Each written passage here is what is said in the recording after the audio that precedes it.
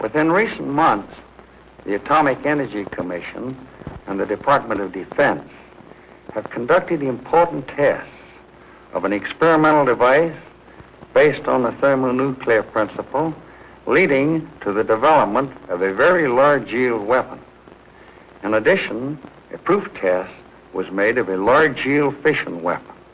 These constituted Operation Ivy. The report of these accomplishments is about to be presented in film form. We will show you new techniques and new scientific developments. We will minimize the portrayal of normal military service support, since you're familiar with this aspect of test operations. As commander of Joint Task Force 132, I invite you to observe Operation Ivy, carried out on our Pacific Proving Ground, Atoll.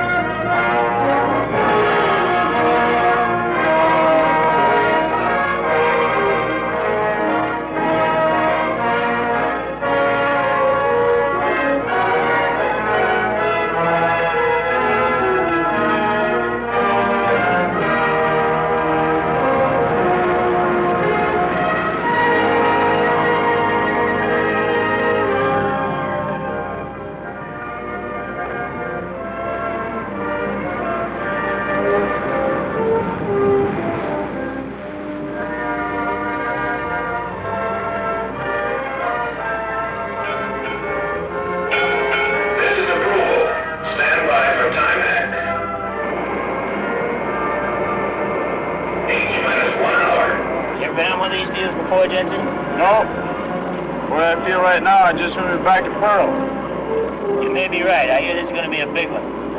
You ain't kidding. We wouldn't be out here in open sea if it wasn't a big one. Captain, we're in position. Recommend reduced speed, sir. Very well, Mr. Adams. Helmsman, steady as you go. Steady as you go, sir. All engines ahead 1/3. All engines ahead 1/3, sir.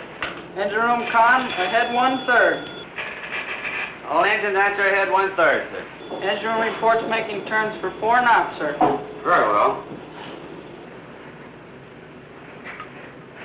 How are the wind and tide affecting us? As predicted, sir. Good. It's important that we stay within that area so we remain within the television cone. Yes, sir. Welcome aboard the USS Estes. As you may or may not know, the Estes here is the command ship of Joint Task Force 132. We have minutes to go before the first blast, mic shot, of Operation Ivy. 59 minutes now, to be exact. We've been here since daybreak. Left Weetalk last night during the early morning hours.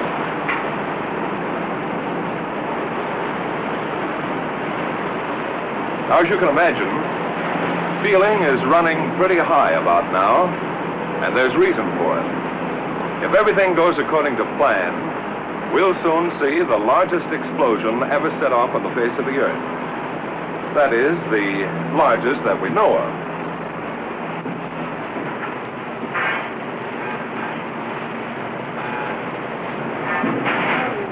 Some 8,000 men will view the event from this point. Oh, by the way, the carrier over there is the Rendova. She's primarily set up as a base for fighter security and helicopter reentry. And that's the Curtis over here, the weapons assembly ship. In the time between now and HR, I'd like to show you around, if I may, and introduce you to some of the people connected with this operation, and in general, piece together the events which have brought us to this point. To start off, I'd like to show you something over here. You realize there are many miles of ocean between us and Weetalk Atoll. To know what's going on back at the atoll, these antennas are receiving televised signals and are giving our men here a second-by-second account of what's happening on Shot Island. The television receivers are in here, in the control room. Oh, but before going inside, let's take a look at a chart. It may give you a better idea of our location. This is our position. 10 miles south of Elugelab Island, or about 30 miles south of Elugelab, the shot island. We must keep a very accurate position here because of the televised signal. It's a very narrow beam, and the ship must stay within that beam. Now, perhaps you're wondering why we're out here in ships. Well, the answer is very simple. It's too dangerous on land. We're expecting a yield of from 4,000 to 10,000 kilotons. That's equal to between 4 and 10 million tons of high explosives. Considering all possible effects from a bang of this size, the best observation point is at sea, on a mobile platform at a known safe distance from 0 point. Okay, let's go inside now.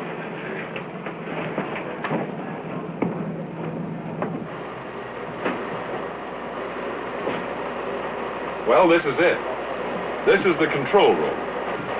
I'd like to have you meet Mr. Stan Burris, the commander of the scientific task group. Oh, Stan, I wonder if you could tell us something about the operations that go on in this room. Sure, I'd be glad to. The screens you see in front of you enable us to monitor the timing and firing system and the cryogenic system. The lights indicate that the timing signals are functioning properly. The dials, this collection of dials, indicates that the liquid deuterium is in the proper state for firing. If you will look close, you will see that it is now 55 minutes before 8 hour. As time clicks off, more and more lights come into operation. This is the 1 minute light, 30 second, 15, 5, 1 through firing. Since this is a thermonuclear test, we are using a type of hydrogen in a liquid state. It is necessary to keep a close check on the condition of this fuel. If the hydrogen is not in the proper state or at the proper level, it would have such a marked effect on the results that there is no point in continuing the experiment, in which case we would postpone the shot. Is there any chance of that so far, Bob? No, there isn't, Stan. The cryogenic system has been operating perfectly for several days, and we're not particularly worried now. That's fine. I have here a layout you may be interested in. This diagram will give you a general idea of the whole setup. Data from the sequence timer is piped over to a display panel. Likewise, cryogenics data is piped over to this display panel. This kind of display panel is new to atomic test work because of the large number of remote control and metering problems encountered in this operation. For one thing, the master timing and metering apparatus is located next door to the shot cab, rather than being placed some 20 miles away on Parry Island, as is usually done. This close view is possible, of course, because the lens of a television camera, rather than human eyes, is watching events.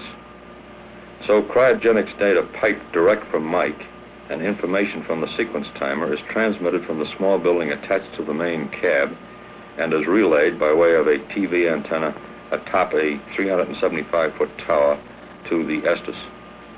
So that's the flow. From timer on through to display panel, cryogenics data to panel, picked up by a television camera and relayed on out to the Estes. A very ingenious arrangement. But what happens if you have to stop the firing mechanism, or can you stop it? Well, we can stop it all right if we have to. We have a radio link direct to the firing panel in the shot cab. If we have to stop the shot, we simply push this button. Just a simple flip of the wrist, huh? That's right, but a lot of work goes down the drain. You understand we don't want to stop this thing unless it's absolutely essential. Yeah, I can understand that.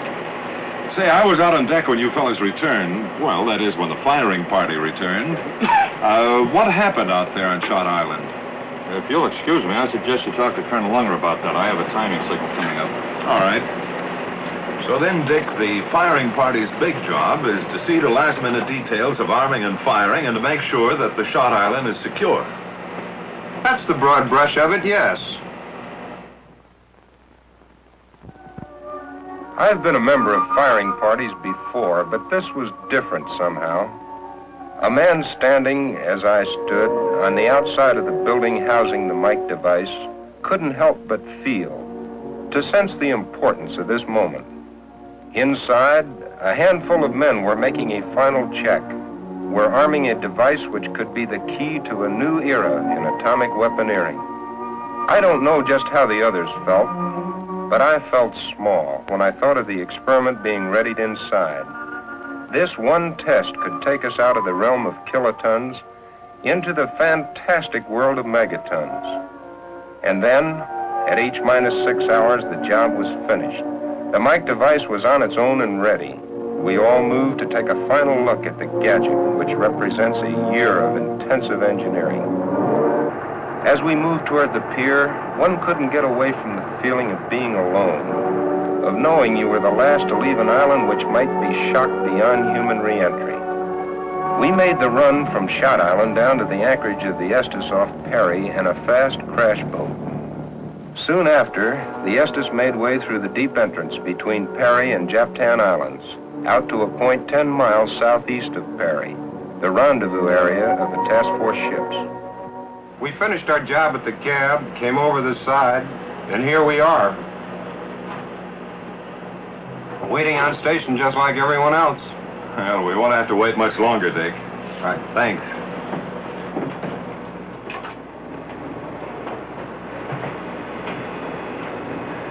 Well, that's part of the story. A small part, actually, of this whole ball of wax.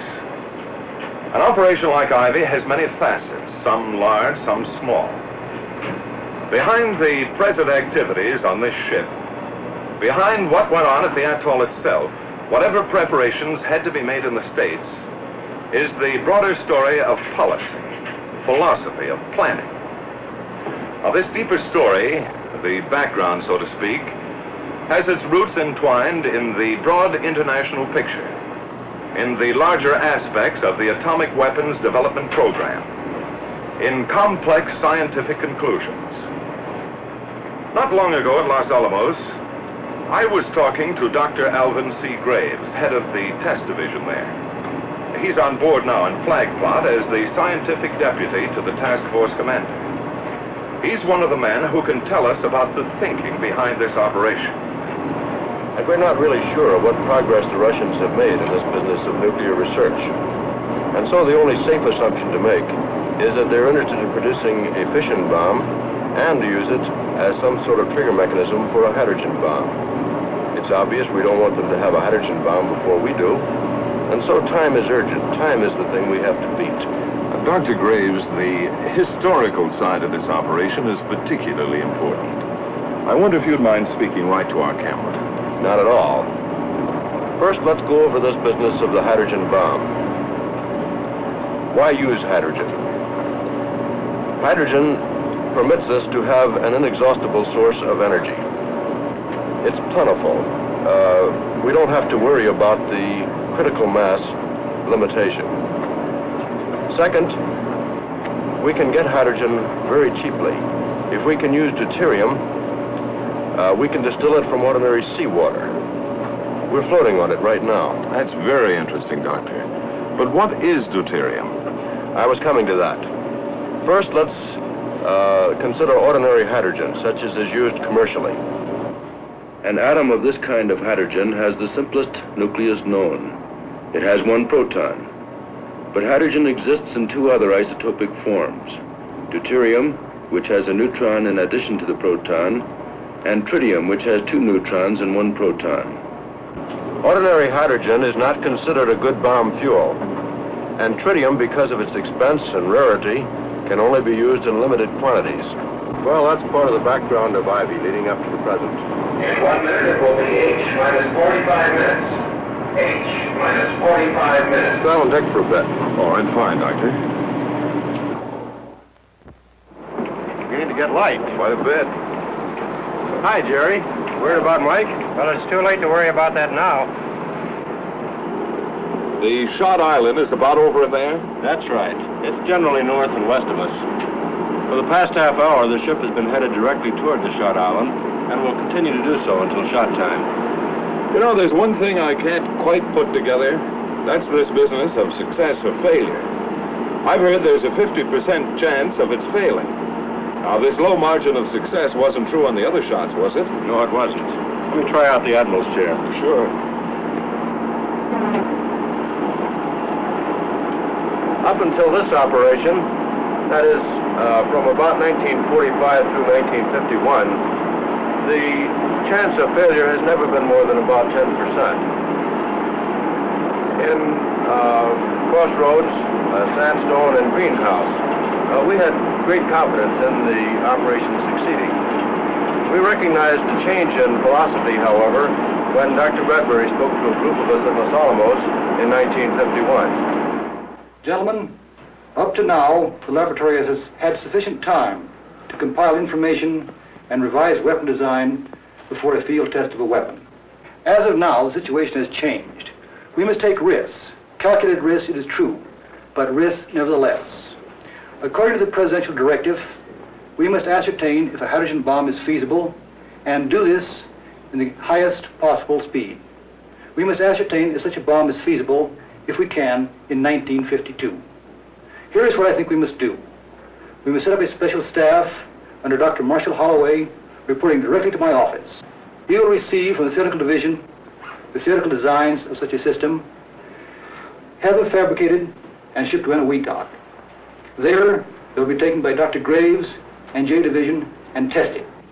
It must be recognized that we're taking great chances, a great gamble, but a gamble, while there's a possibility of failure, nevertheless there's a possibility of great gains. Atomica will become our theoretical laboratory rather than a proving ground. And that's the way it is today. We're taking a gamble. I see that now.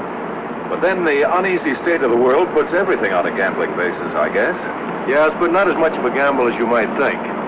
Take that man over there. He and his company have put a great deal of thought into the engineering and design of Mike. Well, see you later. So long, Doctor, and thanks a lot. I couldn't help coming back to the control room for another look. They tell me everything's going along without a hitch. I've been taking a closer look at the cryogenic screens there. You know, there's a lot to this low temperature work.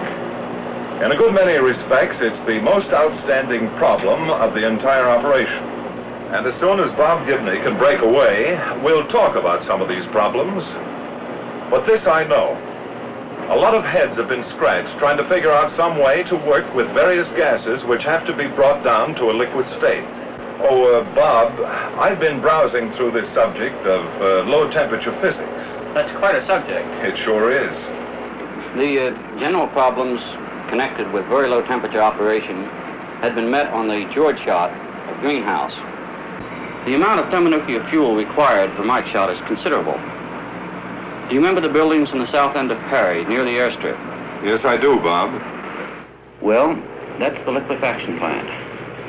The original plant was established during Greenhouse. Because of the difficulties in transporting, the decision was made to produce liquid hydrogen at Atomica rather than in the States.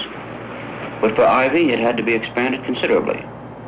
The capacity of the original hydrogen plant was doubled for the production of liquid deuterium, and a new plant was built for the production of hydrogen with a capacity 4 times the old Greenhouse model. The small nitrogen plant was expanded 8 times its original size.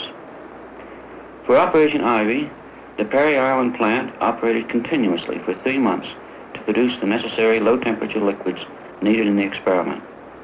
But of course you don't put a material so difficult to make and so difficult to keep in milk bottles. You use special containers called dewars, which are simply outsized thermos bottles. Months ago, these dewars were made in Massachusetts by the Cambridge Corporation and driven out to Boulder, Colorado for testing. Each dewar is mounted on its own truck with its own refrigeration plant and generator. Against the picturesque background of the Flatiron Range of the Colorado Rockies, these dewars were filled with liquid hydrogen at the cryogenics lab of the National Bureau of Standards. This plant, set in an unpopulated area, is the largest source of liquid hydrogen today, and hydrogen is essential for a practical shakedown test. The climax for these dewars came out here at Atomica when they were actually used for the job intended, transport. Since production of thermonuclear fuels might be needed on future tests at Atomica, it was thought best to put the liquefaction plant on Parry Island instead of on the shot island, where it probably would be destroyed. But this meant a satisfactory means of transporting liquid hydrogen from Parry to the shot island. This type of exaggerated thermos bottle mounted on wheels was the answer. A dewar is constructed to isolate the contents of the dewar from the outside temperature, so no heat can leak in. Contained within the boilerplate outer shell is an inner shell made of stainless steel with a vacuum in between. This is the container which holds the liquid hydrogen. A radiation shield made of copper surrounds the bottom half of the inner shell. There are two bottoms to the radiation shield, and in the space between them there is room for liquid nitrogen. The purpose of the radiation shield is to provide a barrier to the flow of heat. The heat which does leak in boils away the nitrogen first, thus protecting the liquid hydrogen. But even with all these precautions, another source of heat still occurs in the inner shell. This is mainly due to a special property of hydrogen. The molecules of hydrogen, as a gas, exist mainly in a state called the ortho.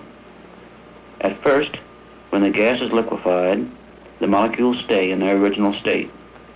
However, within a period of some 2 weeks, the molecules rearrange themselves into a state called the para. This is a natural phenomenon which always occurs. In this transfer, heat is given off, actually sufficient heat to boil off 2/3 of the liquid hydrogen. To take care of this excess heat, a special refrigerator has coils located in the inner shell. The refrigeration plant, which supplies these coils, does a remarkable job, for its coolant approaches absolute zero. Absolute zero, that unimaginably cold zone where everything stops. All life, all molecular motion. Minus 459 degrees Fahrenheit.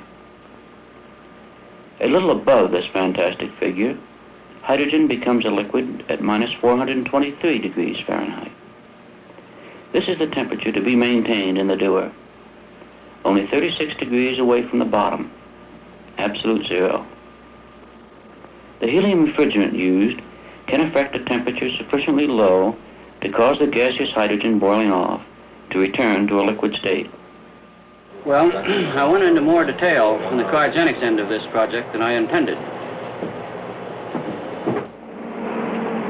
Well, so far, we've pieced together quite a bit of this operation. I don't believe you have ever had a good look at our key test islands. The test islands for Mike are located at the top, or the northern sector, of Eniwetok Atoll, some 25 miles from Parry and Eniwetok, the two base islands of this atoll proving grounds. There are 3 main islands making up the test site. These are Elugelab, Teeter, and Bogan. Early in the game, these islands were linked together by causeways. The old business of men and machines digging and piling up coral sand. These connecting roads were built to make it easy to get from island to island, and also to act as land platforms for some of the instrumentation. A sizable camp was set up on Teeter. First, it housed construction people, and later served as an advanced base for scientists working on the shot island. In the early months, Elugelab was just another small, naked island of the atoll. But by midsummer, it began to look like the thing it was selected for, a shot island. Actually, the cab, so called because it houses the weapon, is not a cab at all, but a building set flush to the ground. It has all the earmarks of a common workshed, but in reality, it's a laboratory building set on a Pacific atoll. How do we stand at Kwajalein? Charlie? Then they're all on the way except for the 3rd and 4th sampler elements? Right. Are you picking them up on the scopes as they come into the area? Right. Yeah, well, from here in, let us have immediate notification if exact shot positions aren't maintained.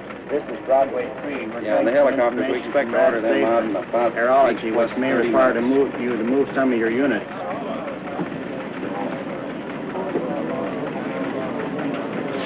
This, as you have probably gathered, is joint operations.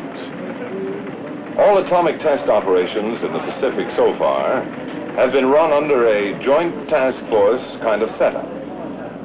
Operation Ivy is using the same organizational structure as Greenhouse. 4 task groups: scientific, Army, Navy, and Air Force. Members of these groups are here now, sifting and coordinating the many details of this joint operation and passing key information topsides to the command level. The Army is... Broadway 2, 4K caught as radar contact skunk. The Army is the executive agent on this operation, just as the Air Force was on Greenhouse and the Navy on Crossroads before that. Well, Colonel. Weather, this is J3. Let me have your latest recon plane VHF report. Over. We'll go. Out. I've been talking about task force organization. Wish you would add something to help clarify this business of executive agent. Yes, I'll be glad to. First of all, we are organized along very simple, conventional lines. I believe I have a chart which explains it better. The Joint Chiefs of Staff and the Atomic Energy Commission on this level coordinate on the instructions that are to be issued to the task force commander. The Joint Chiefs of Staff control the operation through the executive agent, the Chief of Staff of the Army.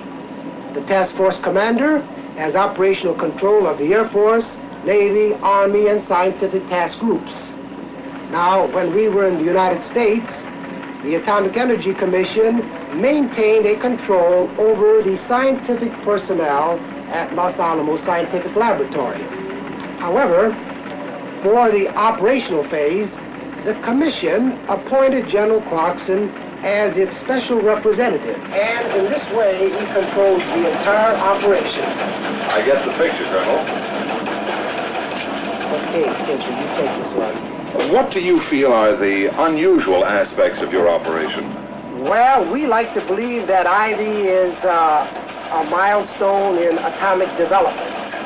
I believe that in many ways Ivy is another Trinity, the beginning of something, and we hope the beginning of the H-bomb era. You know, it's been exactly this thought that General Clarkson has had in being so insistent that the task force support elements be emphasized. The fact that all of us must support the scientific people who are doing such important work. I would say that this is the keynote of the operation. Excuse me. While we're here in joint operations, it's a good time to think for a moment of the work of the military task groups. Take the Army, for example. This support group, commanded by Colonel George E. Burritt, provides a variety of services which make it possible to conduct an atomic test such as Ivy at a proving ground outside the continental limits of the United States.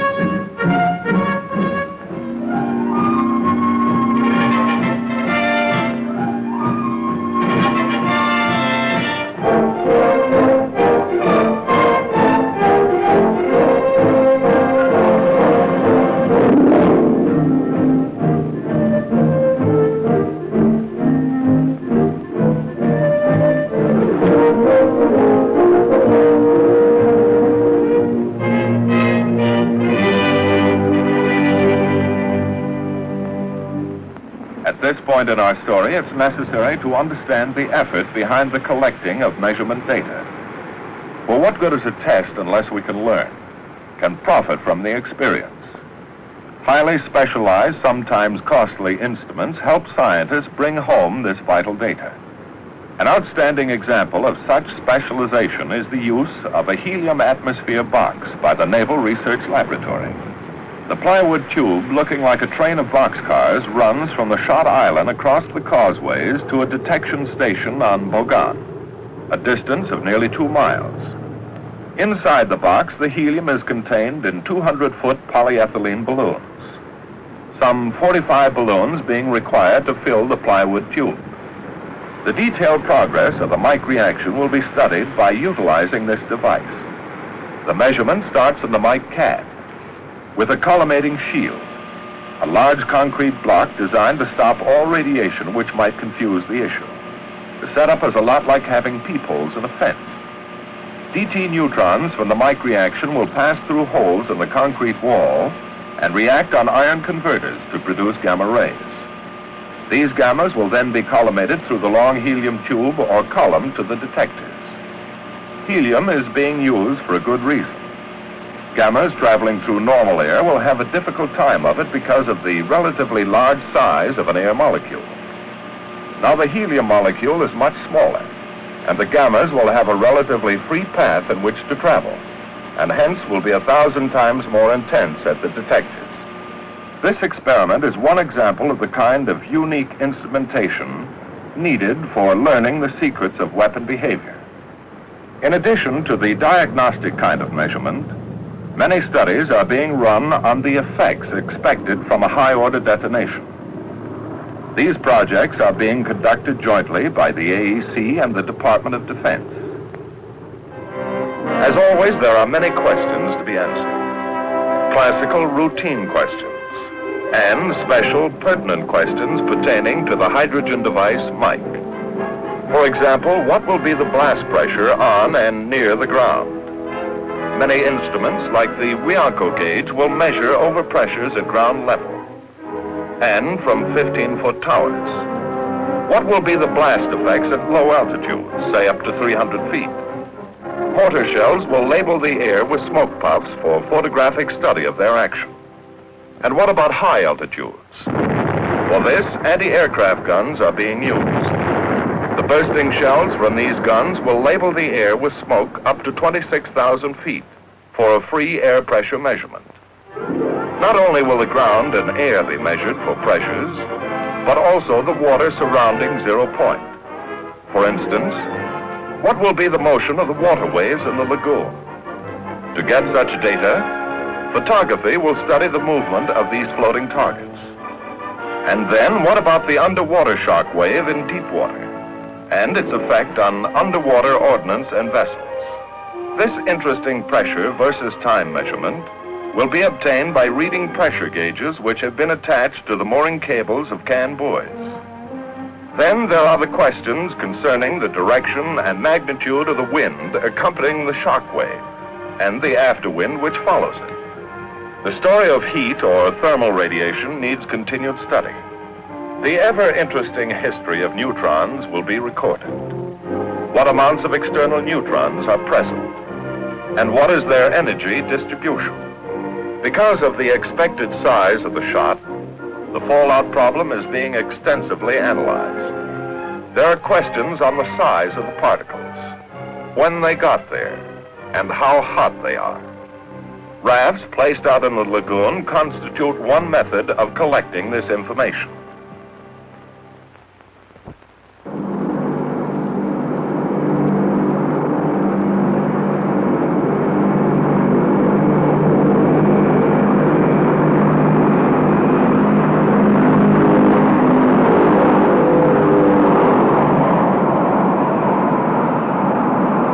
For a more realistic kind of evidence, a B-36 and a B-47 will be in the air to find out the effect of blast and heat on delivery aircraft.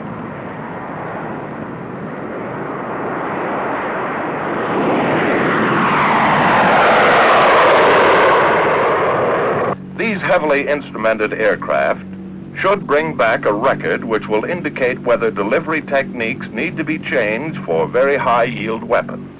Well, you could go on and on about the experimental projects being run on this operation, but in so doing, you run up against the same old problem. Each project is so specialized that it becomes a study in itself. So we have given but an impression of the 60-odd experimental projects being run on Ivy. Latest word from the control room is that everything's going according to Hoyle. Is the hydrogen level holding? Right, just as calculated. She's holding. She's holding. Isn't that what you're thinking, Crone? It wasn't too long ago, 50 days to be exact, when you stood on the beach and watched Mike arrive in crates. A thing then dismembered, a sleeping giant, a robot taken apart for the long trip across 4,500 miles of lonely ocean. And then it was home. Here in a building more like a laboratory than a workshop, it would be assembled for the last time. As you looked at the mass of crates and boxes, you couldn't help but wonder, could you, whether there would be time to make order out of this chaos.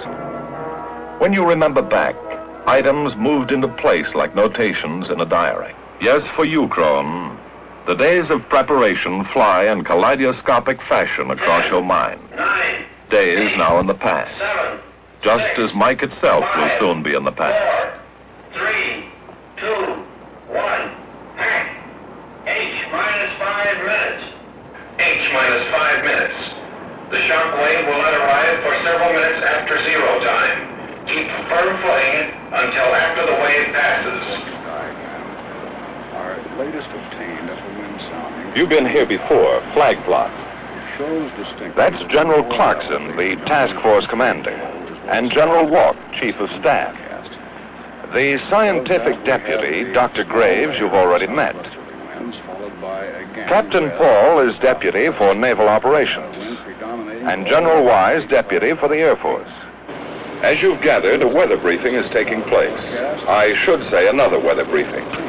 You've probably heard many times before how important the weather picture is in an atomic test operation. Weather can make or break a test shot. That's why you want to know up to the last moment just how you stand with the elements. The problem this time is especially acute because this entire area of the Pacific is subject to radiological fallout. And this area is inhabited by some 20,000 people, plus, of course, the ships of this task force. That's why the RadSafe officer works hand in glove with the weather officer. Oh, by the way, to help you understand this problem, these weathermen are covering an area larger than the United States with 10 weather aircraft and 11 fixed weather stations. To put it mildly, that's quite a territory to cover. Let's listen in, shall we? This is a plot of the latest winds received from Inuitak, showing that in the lower levels to 20,000 feet, we have a typical trade situation, followed by southerlies aloft, by westerlies above that, which extend clear up to 85,000 feet. This is just about as good as we can expect. This picture, in addition to the total weather consideration, indicates that all of the weather factors are favorable for our scheduled event. That's all I have, sir. Any chance of showers? Not within the next 48 hours over the entire Marshalls. How about cloud cover? A few cumulus move in, but if we go off on schedule, nothing to bother the operation. Are you satisfied from the radiological standpoint, Commander Maynard? Yes, sir. The situation is ideal since the entire fallout pattern is to the north of the inhabited islands. Thank you, gentlemen. The time is now H minus 2 minutes. Okay, I'll check with staff. Minus 2 minutes. One quick question, Dr. Graves. Well, that'd be quick. We haven't much time. I see. How soon after the shot will you know how big Mike went at? We will get rough estimates, like from the bang meter, a few minutes after the shot. See you later. Right. Why, sir? You have a grandstand seat here to one of the most momentous events in the history of science. In less than a minute, you will see the most powerful explosion ever witnessed by human eyes. The blast will come out of the horizon just about there. And this is the significance of the moment. This is the first full-scale test of a hydrogen device. If the reaction goes, we're in the thermonuclear era. For the sake of all of us, and for the sake of our country, I know that you join me in wishing this expedition well. It is now 30 seconds to 0 time. Put on goggles or turn away. Do not remove goggles or face burst until 10 seconds after the first light.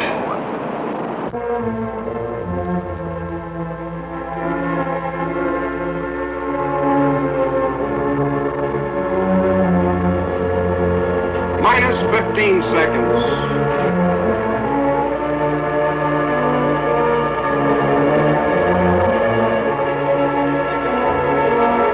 Minus 10 seconds. 9, 8, 7, 6, 5, 4, 3.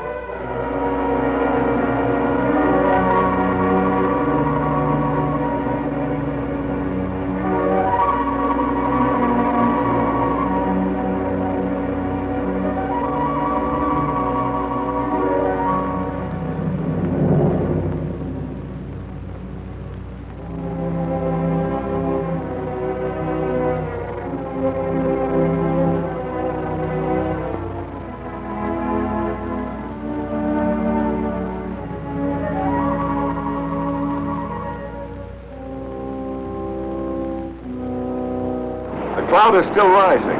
70,000 feet now, if the last estimate I heard is true. And up there at this moment is about 45,000 are the sampler aircraft. F-84Gs, manned jet fighters, are being used exclusively on this operation. Experience has proven that manned aircraft are just as efficient and much less costly to put in the air than are drones for sample collecting. Jets were selected because they can operate at high altitude. Since the force of Mike shot has pushed the cloud up to around 100,000 feet, it is necessary to get aircraft up high enough to get reliable samples.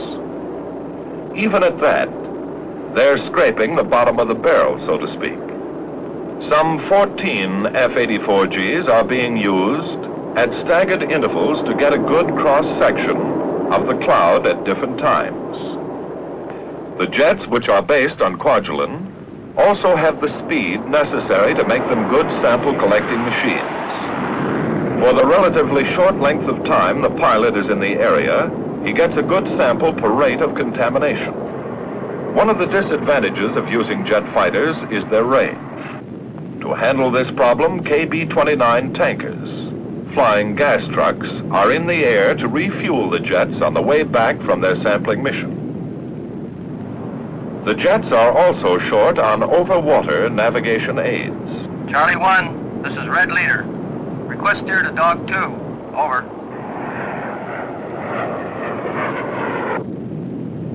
Red Leader, this is Charlie 1, steer 310. A B-29 control aircraft gives the samplers headings and rendezvous points and generally orientates them in this remote region of the Pacific. The control aircraft is fully equipped with radar and communications, and in essence performs all the functions normally thought of as being controlled from a ground air operations center. A B-36 is also in the air as another kind of control ship, like a football coach running the game from the sidelines. A scientific controller watches the formation of the cloud and directs the samplers in for their runs. When a sampler aircraft has obtained its allotment of contamination, it has done its job and returns to Quadj. That's part of the air story going on right now. Other aircraft are getting ready to track the cloud and also to collect samples for long-range detection studies. Dr. Graves? Well? Yeah? Do you know the yield on Mike yet? I'm just going to find out now. Come along. The bang meter records are in. The dots indicate the time in milliseconds. Well, what's the verdict, Herb? About 12 megatons, Al. Nice going. What this tremendous blast did to the atoll, nobody knows. Re-entry parties are leaving the Rendova now by helicopter. The Navy Task Group, commanded by Rear Admiral Wilkins, has the problem of providing the means to re-enter shortly after the blast to get exposed film, samples, and other scientific data. Since no land mass is available, the problem is complicated. Re-entry must be from a ship. Further, fallout will be very high, starting at about M plus 1 hour. Helicopters must get in quickly and get out again before that hour is up.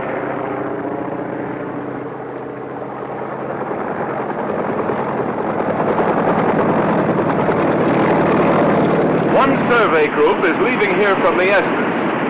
I can't go along, but you can, and see for yourselves through the eyes of the camera what has happened back on the atoll.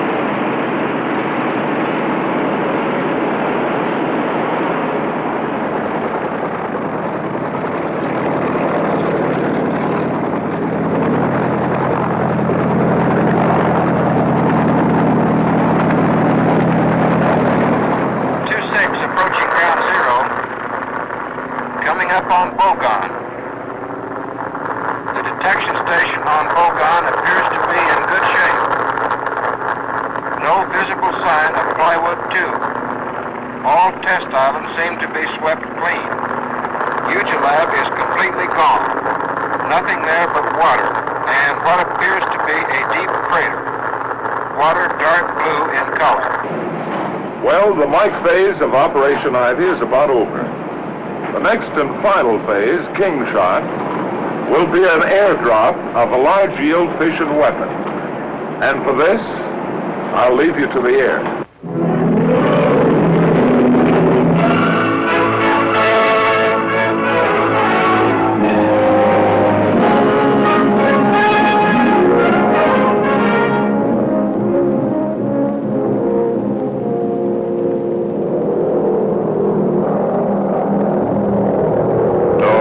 Destiny control.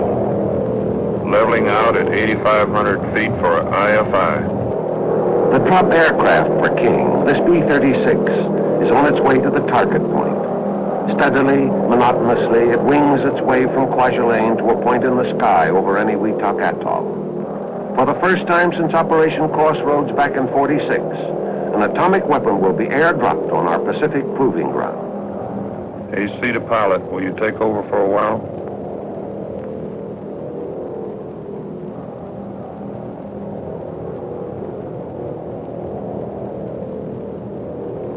And you, Colonel, what are you thinking as you relax for a moment from the controls of this strategic bomber? This bomber whose cockpit now resembles a closed room, curtained off from possible dangerous effects of heat and light. Are you thinking of the mission, or of Kwajalein, or perhaps of home? Home, you certainly can't call Kwajalein home, even though it now looks like an extension of the Carswell Air Force Base. Talk about crowded. In addition to the normal complement of the island, Kwaja's been the major base for our Air Force ever since this operation began. This small atoll island is the jumping-off spot for the air group, commanded by Brigadier General F.E. Glansberg. Operation Ivy isn't like Greenhouse, when Eniwetok Island was used in addition to Kwaj. In a sense, Wetok is still used, but just for L-13s and copters, aircraft easy to evacuate. Look at this lineup on the Kwaj airstrip. Samplers, tankers, weather ships, photo aircraft, trackers, control planes, drop aircraft. Looks like it's harder to find a parking space here than in downtown Fort Worth on Dollar Day. But now Kwaj is behind you, Colonel, and you're on your way to doing something big. Big, like you were told back at the briefing. So much for the operational plan. Perhaps some of you are wondering about the idea behind the dropping of such a high-yield weapon. General Glansberg has a few words he'd like to say to you on this subject.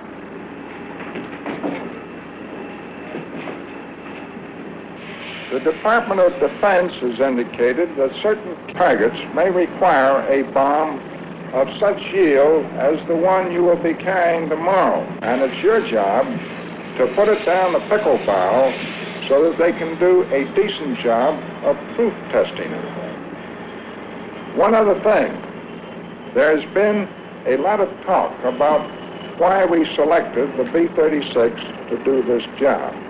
The reason the B-36 was selected is because it has metal control surfaces.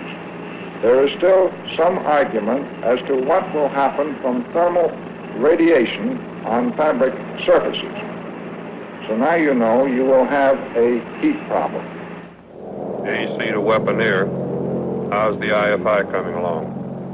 Weaponeer to aircraft commander. IFI proceeding satisfactorily. As you carefully check off each item of the in-flight insertion, Captain, you can tell that the preparation of the King weapon is moving along on schedule. But not too long ago, this weapon did not exist. To get King ready for Ivy, the weapon was being worked on in the States almost up to the last minute.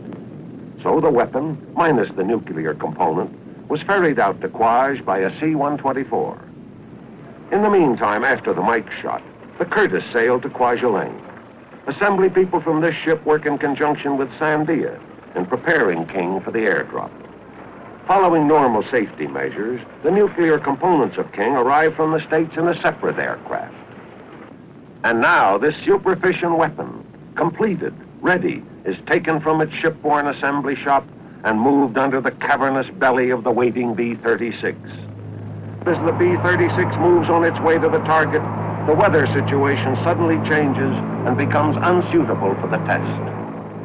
And this means that the finely coordinated effort has to be canceled and the drop plane recalled to Quaj. For 72 hours, the King phase of Operation Ivy waits on weather. Men and machines who have been geared for the mission have to start all over again. Finally, shortly after dawn on November 16th, the go-ahead is given. This time there will be no turning back. This time, King is on its way to the proof test for which it was created. Weaponeer to aircraft commander. IFI completed. AC to engineer. Set climb power. And so the King bomber climbs into the thin air of the stratosphere and levels off at 40,000 feet, its bombing altitude. Here the radar operator, or bombardier if you will, guides the aircraft to that four-dimensional yet imaginary spot so necessary for pinpoint accuracy. Radar to AC, approaching target area. The radar operator positions the aircraft in space with a movement of his hand, continuously running a cross-check between the radar bomb site and the visual system, back and forth, first peering into one scope and then into the other. During these critical moments, the vital facts flit across his mind. Ground zero, 1,900 feet to the north of Runnet on the Coral Shelf. Height of burst, 1,500 feet. Allowable margin of error from ground zero, less than 500 feet.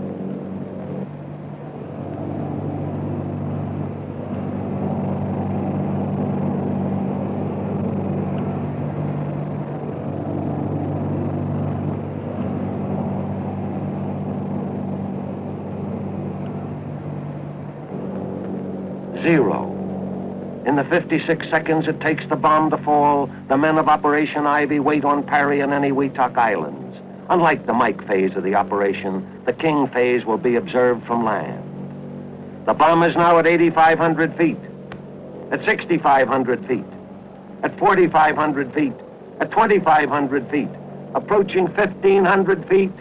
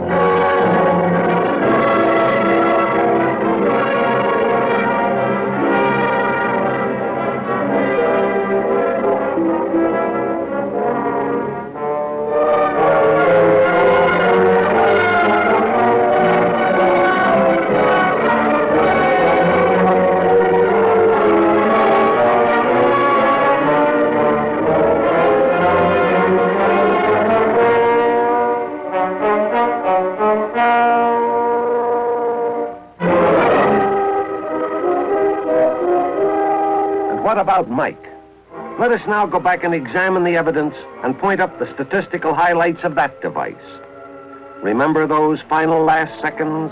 5, 4, 3, 2, 1, T0. To the skyline of New York, this means that with the Empire State Building as 0 point, the Mike fireball would extend downtown to Washington Square and uptown to Central Park. In other words, the fireball alone would engulf. The tremendous upsurge of air from the detonation rapidly pushes up the Mike cloud. Again, nothing of this height and width has ever before been witnessed. If the picture is stopped at this point in the cloud's growth, the height of the cloud is approximately 40,000 feet. This means that 32 Empire State Buildings at 1,250 feet per building could be piled one on top of the other before they would attain the cloud's height at this time, roughly 2 minutes after 0. Some 10 minutes later, the cloud approaches its maximum. At this time, the mushroom portion of the cloud has pushed up to around 10 miles and spreads out along the base of the stratosphere to a width of about 100 miles, while the stem itself is pushed upward deep into the stratosphere to a height of about 25 miles. Later figures put the Mike yield at around 10 megatons or 10,000 kilotons. This means there was more energy released in this one shot, roughly 10 times more than in all previous atomic blasts combined, including probably those of Russian origin. Or to put it another way, 4 times more power in this one shot than from all the high explosives dropped by the entire Anglo-American Air Force on Germany and the occupied countries during the last war. The results of this tremendous power can be shown at the atoll. Here is an aerial photo of the test area of the atoll before the blast. And here is the same area after the blast, showing the crater caused by Mike. The outlined island in the center is former Elugelab, the 0 island. Sections of the islands on either side have been chopped off. The crater is roughly a mile in diameter. When it is illustrated that some 14 Pentagon buildings could be comfortably accommodated in this hole, the size of the Mike crater becomes more real. In profile, the crater gradually slopes down to a maximum depth of some 175 feet, or equivalent to the height of a 17-story building.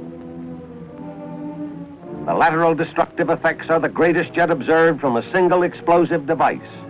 Without getting into the areas of target evaluation or secondary effects, it can be safely assumed that there was complete annihilation within a radius of 3 miles, or out to and including all of Engebi, that there was severe to moderate damage out to 7 miles or down to Ruggiero, and that light damage extended as far as 10 miles or down to Running. Relating this area of damage to a city like Washington, D.C. would present a picture something like this. With the capital as 0 point, there would be complete annihilation west to Arlington Cemetery, east to the Anacostia River, north to the Soldiers' Home, and south to Bowling Field. Complete annihilation, and that is mentioning merely the primary damage.